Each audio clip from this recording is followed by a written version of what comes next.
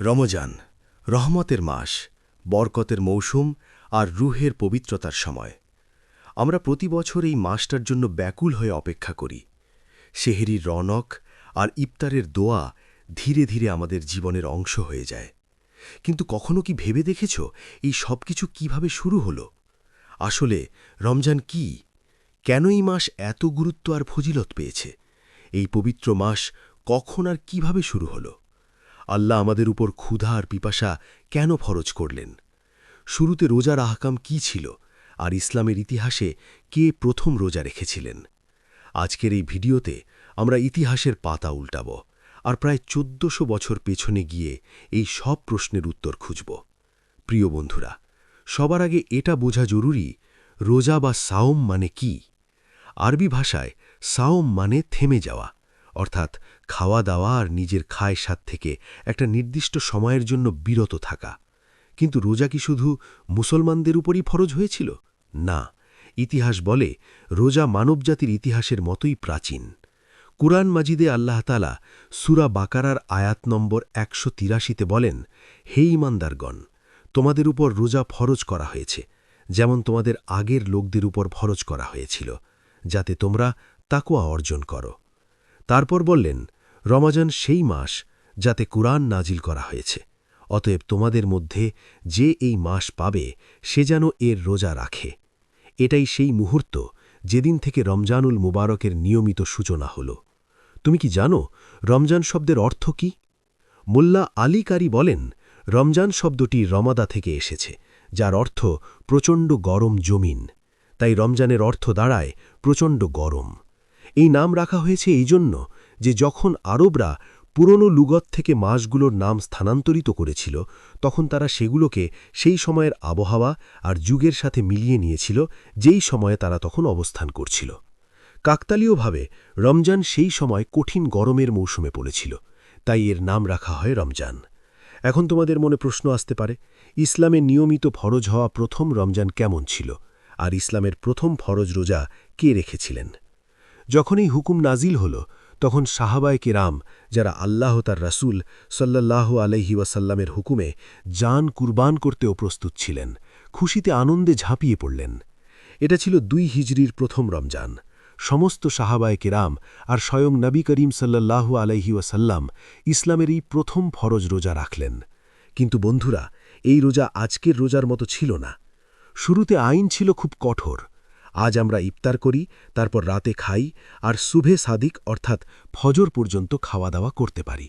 কিন্তু তখন হুকুম ছিল, তোমরা ইফতার করো, কিন্তু ইফতারের পর যদি ঘুমিয়ে পড়ো অথবা ঈশার নামাজ পড়ে ফেলো, তাহলে এরপর তোমাদের জন্য খাওয়া, পান করা আর স্ত্রীদের কাছে যাওয়া নিষিদ্ধ হয়ে যেত, রাতের যে কোনো সময়ই হোক না কেন। এরপর পরের সন্ধ্যাতেই আবার খাবার মিলত। ভাবো, কত কঠিন পরীক্ষা ছিল এটা। কারো চোখ লেগে গেলে তার সেহেলির সময় শেষ হয়ে যেত। এই কঠোর আইনের কারণে এক বড় আবেগঘন ঘটনা ঘটেছিল, যা চিরকালের জন্য রোজার আইন বদলে দেয়। হজরত কায়েস বিউল সারমা আনসারী রাদিয়াল্লাহু আনহু একজন পরিশ্রমী সাহাবী ছিলেন। তিনি সারাদিন খেতে কাজ করতেন, খেজুর তুলতেন। একদিন রোজা রেখে কঠোর পরিশ্রমের পর বাড়ি ফিরলেন। ইফতারের সময় হল। স্ত্রীর কাছে জিজ্ঞেস করলেন, খাবার কিছু আছে? স্ত্রী বললেন, ঘরে তো কিছু নেই, আমি কোথাও থেকে নিয়ে আসছি। হজরত কায়েস সারাদিনের ক্লান্তিতে ছিলেন। স্ত্রীর ফিরে আসার আগেই তার চোখ লেগে গেল।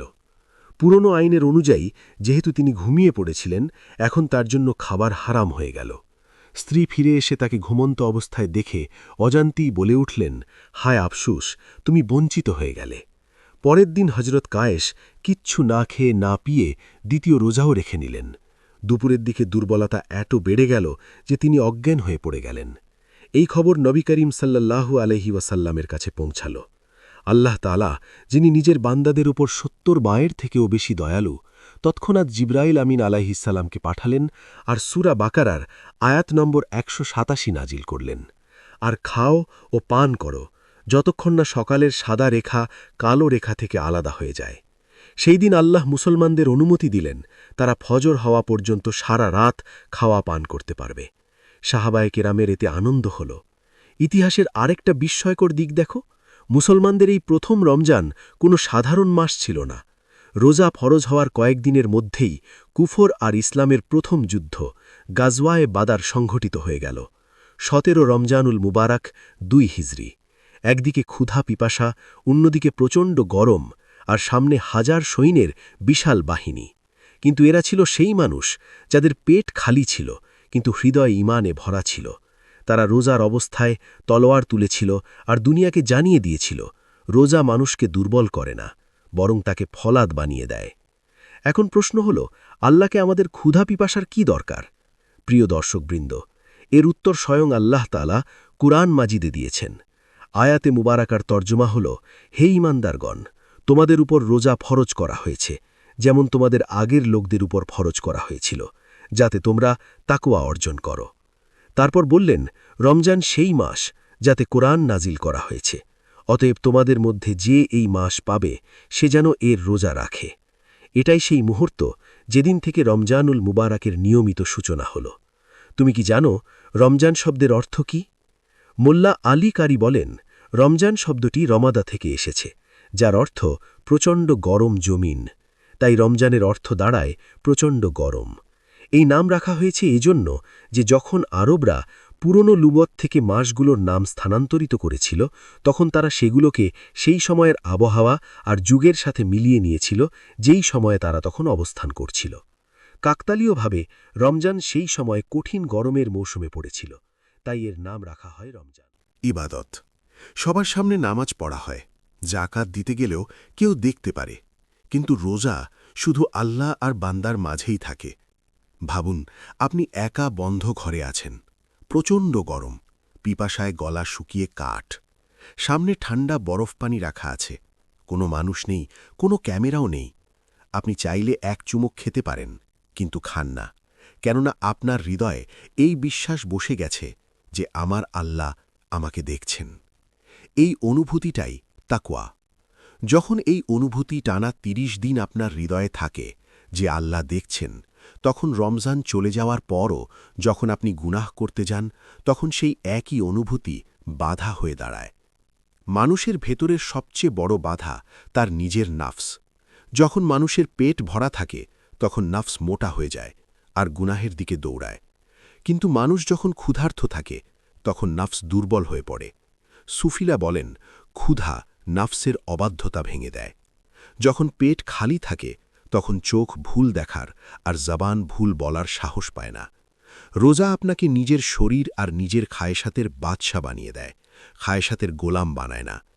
পরেশগারি শুধু ইবাদতের নাম নয়, এটা একটা অনুভূতির নাম। যখন একজন ধনী মানুষ সারাদিন ক্ষুধার যন্ত্রণা অনুভব করে, তখন সে প্রথমবার বুঝতে পারে তার গরিব প্রতিবেশী সারা বছর কিভাবে কাটায়। এই ক্ষুধা হৃদয়কে নরম করে। আর মনে রাখবেন, কঠিন হৃদয় কখনো পরেশগার হতে পারে না। পরেশগারি সবসময় নরম হৃদয়েই নেমে আসে। তাহলে বোঝা গেল, রোজা শুধু উপোস নয়, বরং এটা ৩০ দিনের একটা তারবিয়াতি কোর্স, যেখানে আমরা শিখি, আমি যদি পানি ছেড়ে দিতে পারি, তাহলে মদও ছেড়ে দিতে পারি। যদি হালাল খাবার ছেড়ে দিতে পারি, তাহলে সুদ আর ঘুষও ছেড়ে দিতে পারি। যদি স্ত্রীর কাছ থেকে বিরত থাকতে পারি, তাহলে ব্যভিচার থেকেও বিরত থাকতে পারি। যে ব্যক্তি এই উদ্দেশ্যটা অর্জন করে, প্রকৃতপক্ষে আল্লাহর কাছে তার রোজাই কবুল হয়। নইলে শুধু ক্ষুধা পিপাসা সহ্যকারীদের আল্লাহর কোনো দরকার নেই। তো বন্ধুরা, এই ছিল রমজানের সূচনার সুন্দর দাস্তান। এই ধারাবাহিকতা ২ হিজরি থেকে শুরু হয়ে আজ ১৪০০ বছর পেরিয়ে গেলেও চলমান আছে। এই মাস আমাদের মনে করিয়ে দিতে আসে, আমরা শুধু মাটির পুতুল নই, আমাদের ভেতরে একটা রূহ আছে যার খাবারের দরকার। আজ যখন আমরা ইফতারের দস্তরখানে বসি, তখন আমাদের সেই সাহাবাদের কথা মনে করা উচিত, যারা খেজুরের আঁটি চুষে রোজা রেখেছিলেন, যারা বদরের ময়দানে রোজা রেখেই জান কুরবানি দিয়েছিলেন। এই রমজানে আসুন আমরা অঙ্গীকার করি, আমরা শুধু পেটের রোজা রাখব না, বরং চোখ, কান, জবান আর হৃদয়ের রোজাও রাখব। যদি ইসলামের ইতিহাসের এই সোনালী অধ্যায় তোমাদের ভালো লেগে থাকে, তাহলে ভিডিওটা লাইক করো। এমন আরও ভিডিওর জন্য আমাদের চ্যানেল সাবস্ক্রাইব করো। নিজের খেয়াল রেখো। আল্লাহ হাফেজ।